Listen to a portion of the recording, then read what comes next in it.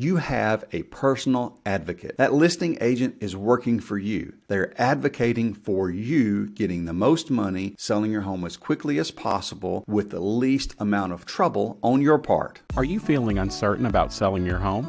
Do you wonder what needs to be done to get it sold, what you could sell it for, and how to get an acceptable offer? If that's the case, then Get Me Ready to Sell is the podcast just for you. Your host, Jeff Jones, is a realtor, coach, and entrepreneur, and he can help you gain the confidence you deserve to successfully sell your home.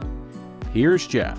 On the podcast today, we're going to be talking about the 3 benefits of working with a listing agent. We're going to talk about those benefits. We're talking about how to find a listing agent, and we're going to talk about, well, how much does a listing agent cost you? Let's dive right in to the 3 benefits of working with a listing agent. The first benefit is that you have a personal advocate. That listing agent is working for you. They're advocating for you getting the most money, selling your home as quickly as possible with the least amount of trouble on your part. So a personal advocate is somebody who's advocating for your best interest. A listing agent who is really looking out for you is not making their paycheck a priority. This is our livelihood. It's how I pay my bills, is by helping people sell homes or buy homes and getting a professional services fee from my work. Just like you would pay a professional services fee to a doctor for the work that they do, or to a landscaper for the mulch that they put out. There's all kinds of things that you're paying for that service or that product, and that's what a listing agent does. They provide a service for you to get your home sold, and it is a paycheck. But hopefully you are working with a listing agent, or find one who is not just looking for a paycheck. Yes, they're going to get paid, but their priority is serving you and making sure that you're taken care of and getting your home sold to move on with whatever dreams or plans that you have. This listing agent, as your personal advocate, also represents you. They're looking out for your best interest. They're going to handle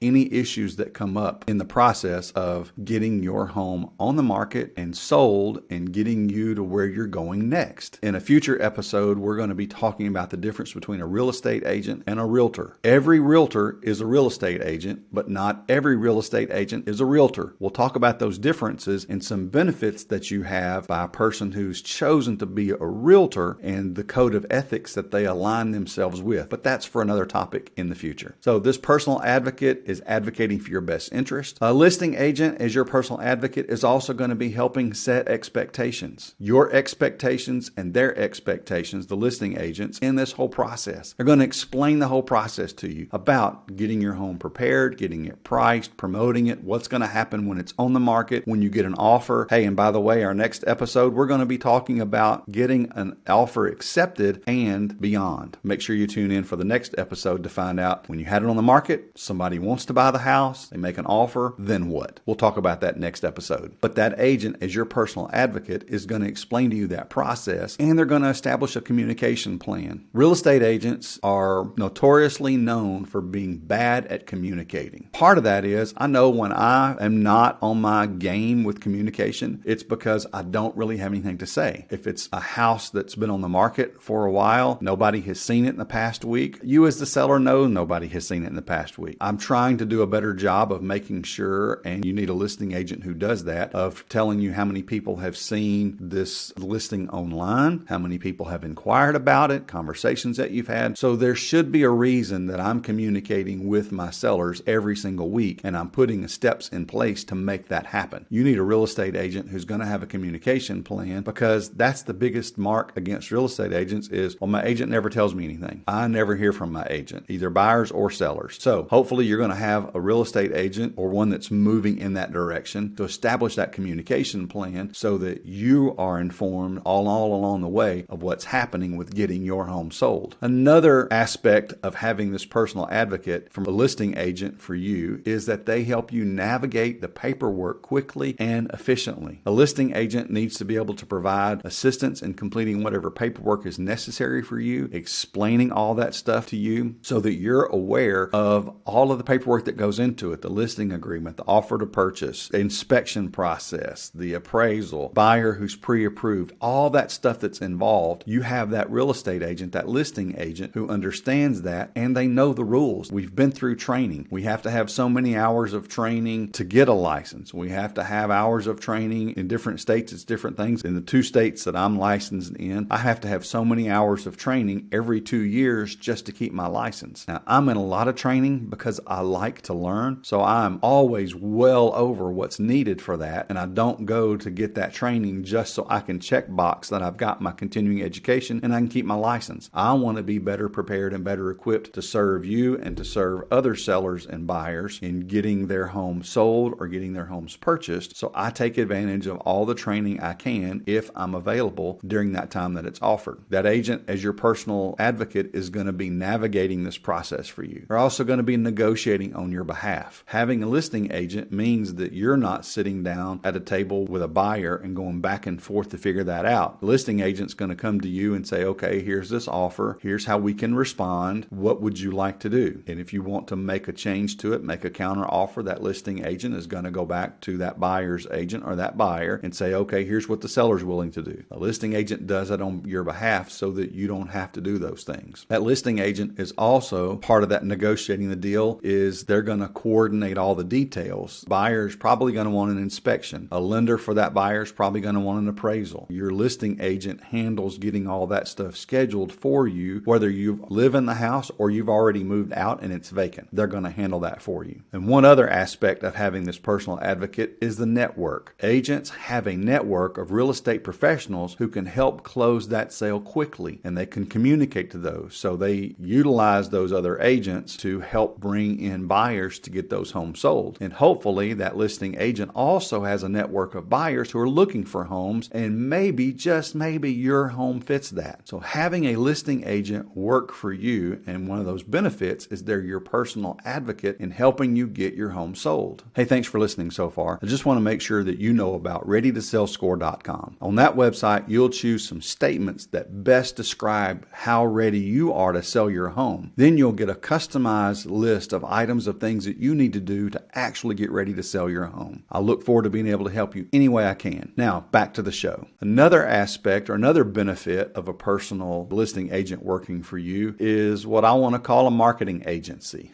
Most of our job as listing agents is as a marketing agency. Yes, we help you as a personal advocate get your home sold, get your home prepared to sell, get it priced, and the promotion part. And the promotion part is a big deal of what we do. When I talk with brand new agents or people thinking about getting into real estate who say, yeah, people tell me I've always been good with sales, I think I would make a good real estate agent. Or they would say, you would make a good real estate agent. And I caution them right on the front end, because we're not about sales. Yes, we are, but our job is not a salesperson. If I'm a car salesperson, am I actually marketing the dealership or those cars? No, the dealership is marketing those things. Yet if I'm a real estate agent and I have your home that I've listed, my job is to market your home. I have to be a marketing agency or have one at my fingertips to help do that. Now, I started off my career in college looking at advertising and marketing. I ended up getting a business degree, but I looked into it and I had some advertising and marketing classes. One of the elements that I remember from my marketing classes are what's called the 4 P's of marketing. And they've since been expanded. There's 6 P's of marketing, 7 P's of marketing. And I kind of want to quickly work through that right now. And you may be thinking, what does that have to do with selling a home? Well, think about it like this. If I am Domino's Pizza, I want to sell pizzas. That's what I do. I have to determine what that product is. I have to determine what that price is. So how much am I going to sell them for? I have to determine that place. Where are they going to be able to buy my product that I have for sale, my pizzas? Then I have to promote that. That's part of the 4 P's of promoting that, making sure that advertising is out there and people see it. The 5th element for some that have expanded on the 4 P's to 6 P's is the people. Who are the people that are involved in getting this product to market and getting it sold? Who's making it? Who's developing it? Who is advertising it? Who is delivering it? All those different people who are involved, and on both sides. sides, who is ordering it on behalf of the buyer, all that different stuff. And then presentation. How does it look in the marketplace? Now, it's easy for us to talk about those things in terms of a product or a service, but you're selling your home. We've talked about in a previous episode that your home is unique. A home can be built identically like yours, just the exact same, everything inside and outside, but just 100 yards away from where your home is located, and it's another unique property. It's not sitting exactly on the same land that yours is sitting on. It's unique. You have one product that you're selling, one, and that's your home. So let's apply these 4 P's to selling your home. The first P was product. What is the product? It's your property. It's your home that you're selling. And that product has to be ready for market. Unless you're like Papa Murphy's that sells pizzas that you can take home and cook, it's not completely finished, but it's put together. It's been prepared. I know that there are some schools, for instance, we've bought some of these before. They'll sell you some of the ingredients, the cheese and the marinara sauce and the dough that you stick in the freezer to take home and make your own pizza. You can do that. That's like building your own home. But if I were to go to Domino's or order a Domino's, I get an already prepared pizza that's hot and delivered to my doorstep or to my car, or I can pick it up in the store. But that's my product. Your product is your home. How well is it prepared to be on the market? That's your home. You've got to get it prepared so that it is ready to be on the market. And the second element, the second P in the marketing, is the price. What price has it been established for? You as the seller have to determine what you're willing to sell it for. And an effective pricing strategy ensures that the customers are willing to pay that to buy that property, thus generating a sale and getting you to move on to live where you really want to live instead of being stuck where you are. So pricing it, it's not just a matter of what you want, but it's what is somebody willing to pay for. And we talked about that in episode 4. And I should have said we talked about getting your product prepared, getting your home prepared in episode 3. Go back and listen to those or watch those. If you're listening to a podcast, you'd rather watch it, there is a YouTube channel where you can watch this. Just go to YouTube and search for the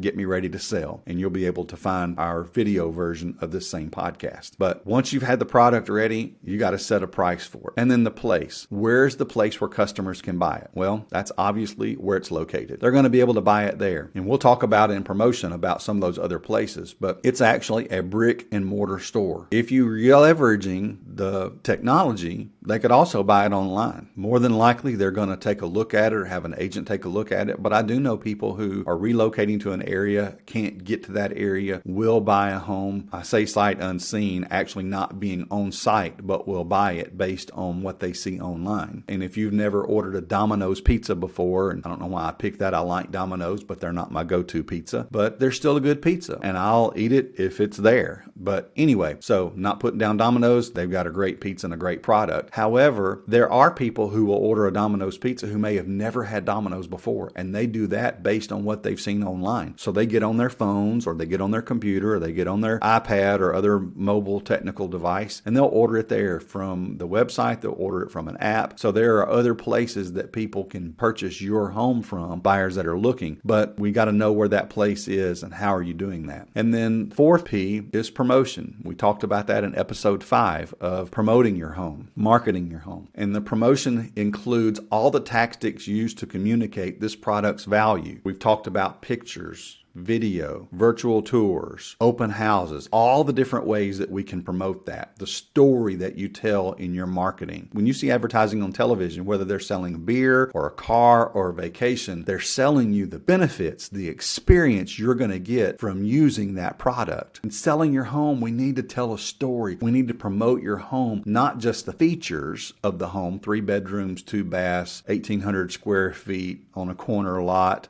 just those features, but what are the benefits? What will somebody actually gain from buying your home? If it's a beer or a car, you're going to have what the advertisements show, good-looking women wanting to hang around you, or a hunk of men wanting to hang around you that look all massive and muscular and, glistening bodies, all that kind of stuff. I mean, you get the idea. In marketing, they're selling you the benefit, the experience you're going to get from drinking that beer, going on that vacation, taking that cruise, buying that car. They're selling you the benefit. They're telling you a story of what your life could be like if you have what we're offering. Let's tell that story when we're promoting your home of what they can have if they have what you're offering. And you only have one to sell. Just one. There's no other one like it anywhere in the world. You just have that one. And you have to promote that. And you want to get them to learn all about it, get their interest, and eventually buy that. The fifth P that's been added, I've already mentioned, is people. These are the individuals involved in the marketing process on both sides of the exchange. That's going to be any of the affiliates that I work with, my photographers, the people who do the drone, the people who edit videos, that create the ads, that manage the social media, whether that's me or I have a team of people doing it. Some agents do it themselves and some have a team of people doing that. Depends on what they're good at. I love the marketing aspect of it. I think I do a pretty good job with copy, with getting that stuff out there, with what an eye of a buyer is looking for.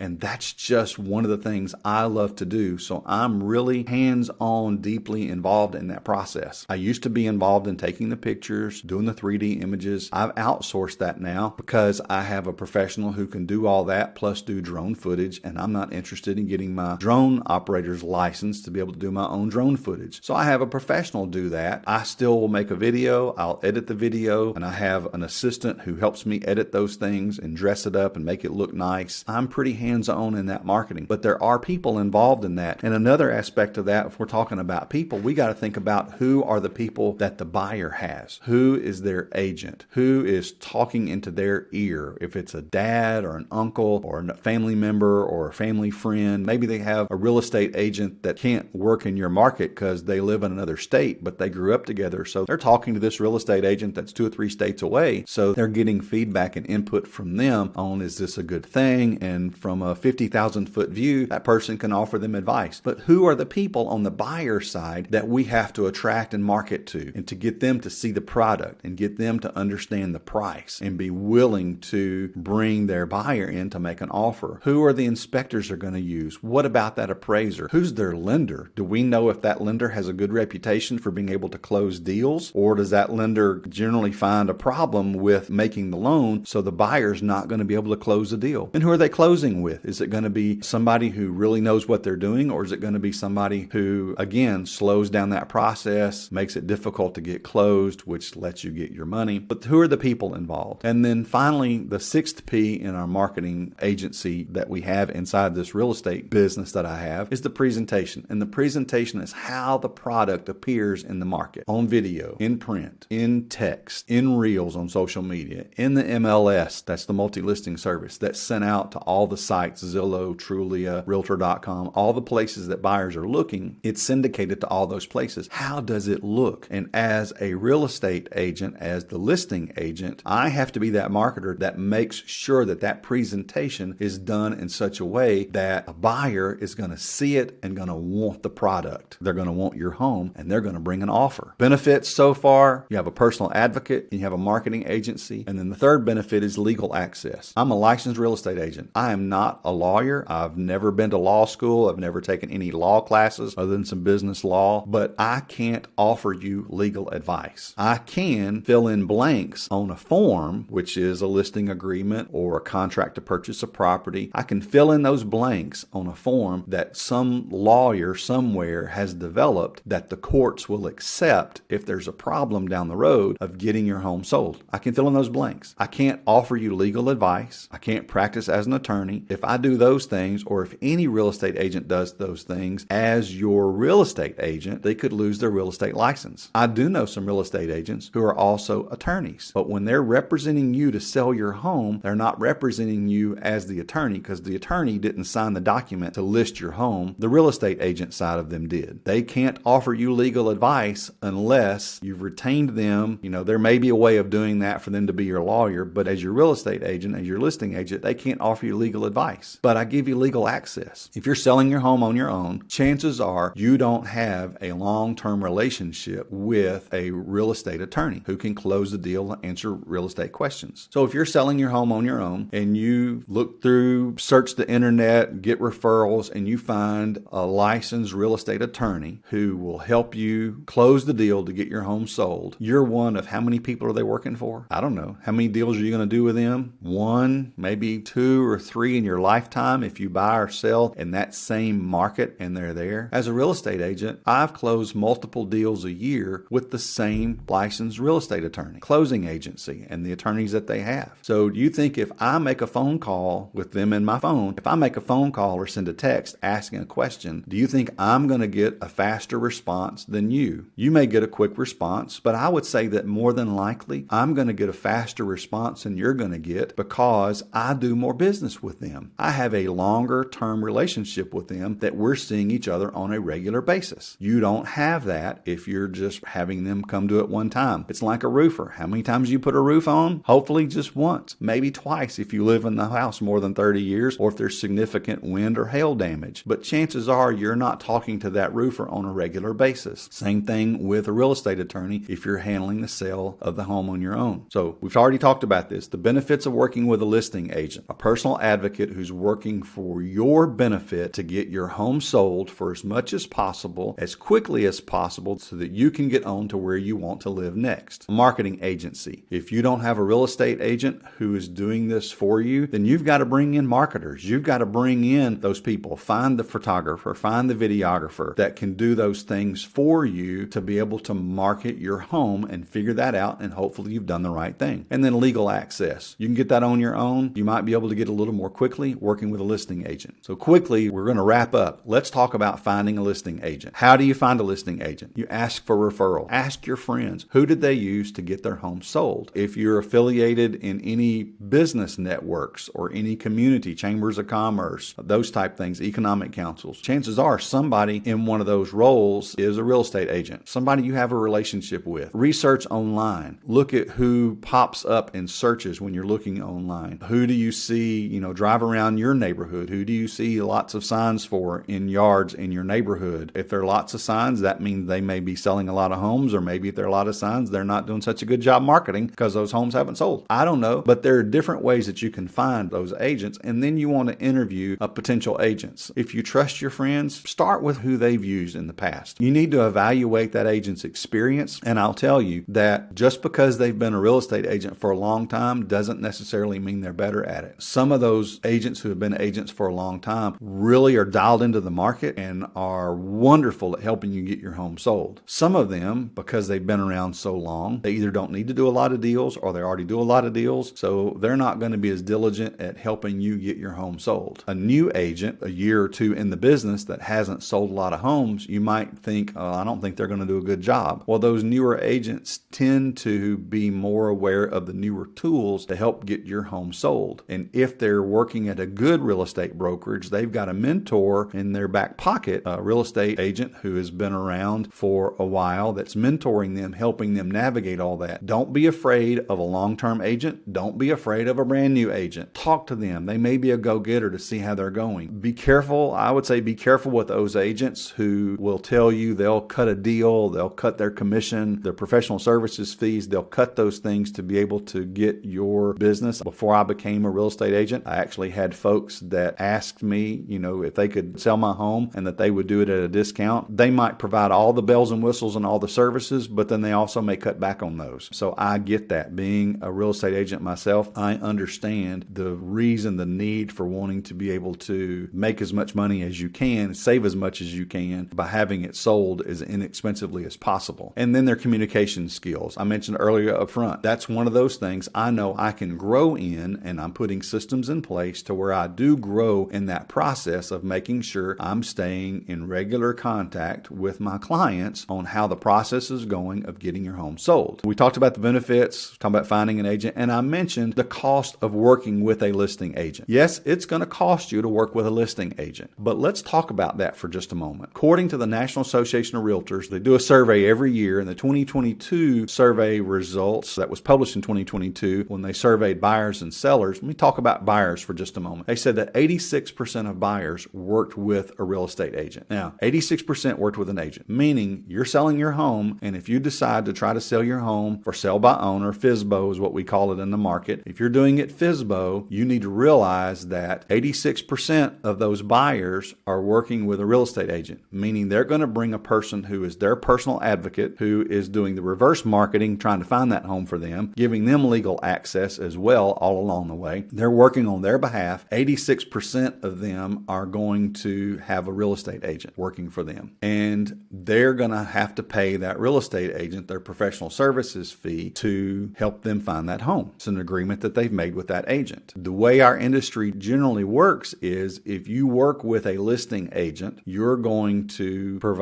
agree to a certain amount of professional services fee, and that listing agent is going to offer a portion of that fee to a buyer's agent to bring a buyer to buy that home. And if they successfully close the deal and purchase it, the listing agent's brokerage is going to pay the buyer's agent's brokerage an amount of money. That can be whatever they agree to list it at. Many times it's about half. So whatever you agree to list your house with, pay that professional services fee, more than likely that listing agent is also going to offer some of that money to a buyer's agent, so the buyer is not paying money over and above. They're already struggling with money they're going to need for down payment, money they're going to need for closing costs and prepaids. And if it's a $300,000 house, that could be $20,000. And they might need another $8,000 to $10,000 to pay a real estate agent to work on their behalf to help them find a home. That money is generally built into the sales price. Just so you know, have a conversation with a local real estate agent in your market or with me. We'll talk about what that actually looks like. Now, where did buyers find their homes? 51% found their home on the internet, 29% through a real estate agent, 4% through a yard sign or an open house sign, 10% friend, relative, or neighbor, 5% directly from the sellers or that they knew the sellers, and then 1% from a home builder or home builder's agent, and less than 1% from newsprint or advertisement. So what that tells me is that all of those places that buyers found homes, 85% of those are places where a listing agent can help you with that. So 85% of those, without having a listing agent working on your behalf, you already eliminate 30% of those options of where buyers are. You're only getting access to 70% of the buyer's market if you're doing it on your own. You can still do it on your own, 70%. Hey, but a listing agent gets you access to 85%. You know, the other 10% was a friend, relative, or agent, a friend, relative, or neighbor. 10%, that's who you know. 5%, you directly know the buyers. And again, to me, that fits that friend, relative, or neighbor category. So about 15% of the buyers already had some kind of relationship with the sellers. 85% didn't. Working without a listing agent eliminates 30% of those buyers out there. You just may want to be aware of that. So how about the sellers? What did the National Association of Realtors research discover about them? 86% of sellers used a real estate agent. Now, not every one of those homes sold, but 10% of the homes that sold were sold for sale by owner. Owners sold that without the help of a listing agent. And here's what those sellers, those FSBOs for sale by owners, here's what they said they found difficult. 6% preparing, fixing up their home for sale. 16% getting the right price. 13% understanding and performing the paperwork. And 10% selling within the planned length of time. So there you go. If you're selling it for sale by owner, do you know that you've had the right price? We talked about that in an episode. Understanding all the paperwork, all the forms that go in. And just because you do it for sale by owner doesn't mean that you can eliminate all of the forms that have to be applied, because the real estate commission's regulations will determine exactly what has to be done. Like in Mississippi, where I'm primarily an agent, and in Tennessee, there's a property conditions disclosure statement that sellers have to complete if a real estate agent is involved in that process. Even if you do it for sale by owner, if the buyer has an agent working with them, you still have to complete that document. Do you have somebody helping you navigate all that? Anyway, just so you know, understanding with all that. And the typical for sale by owner home sold for $225,000, where the agent assisted home sold for $330,000. So selling with the listing agent, more than likely you're going to walk away with more money, even though you're paying a professional services fee. I get it. I think maybe some of those stats may be skewed because those homes sold for less, meaning that the for sale by owner that has a $200,000 or $220,000 home for sale, the amount of money they need to get out of it to pay off the mortgage or to have for their next home, they may not have enough margin built in to pay a buyer's agent and pay a listing agent. But even if you do a for sale by owner, you need to be prepared, because if I'm representing a buyer and you're selling your home for sale by owner and my buyer, your home fits them, when I reach out to you, I'm going to ask if you're cooperating with the buyer's agent, meaning are you willing to pay the professional services fee that my buyer owes me, but you'll pay it out of your proceeds, so that when you close, you get a check that's taken out however much money that you owe on it, the mortgage you owe, and any repairs that you owe somebody for the home, and the professional services fee that you're going to pay that buyer's agent. So you're already looking at some of your proceeds, your net proceeds from your home going to a buyer's agent, you're at least going to have that question. So is it worth a little bit more money on your part to pay for the professional services fee for somebody who is your personal advocate, also operates as your marketing agency, and also gets you legal access quickly? Just some things to know about getting your home sold. And hey, next time on our next podcast, we're going to be talking about accepting an offer. So we've prepared it, priced it, promoted it. You got an agent working on your behalf or not. Now, what happens when a buyer brings you an offer? We'll talk about that on our next podcast. Have a blessed day. Hey, thanks for listening today. Make sure to check out the show notes for any links to websites I may have mentioned and for a transcript to this episode. If you're listening on podcast but you'd rather watch it, you can discover it on our YouTube channel. Just look for Get Me Ready to Sell. You deserve to be confident in your home selling process. And if you have an agent already working with you, they should be helping you. If not, let's have a conversation to see how I may be able to help you get ready regardless of the market you're in. There are 3 things that you can do right now to get yourself ready to sell. Number 1 is visit readytosellscore.com. Choose a few statements and you'll discover how ready you may be or not to sell your home. Number 2 is to download the tips for preparing your home for sale. There's some items in there. I think we've covered them in a previous podcast, but you will want to see what those items are to make sure you're ready. And number 3, schedule a conversation with me to develop a personalized plan to get you ready to sell your home. Have a blessed day.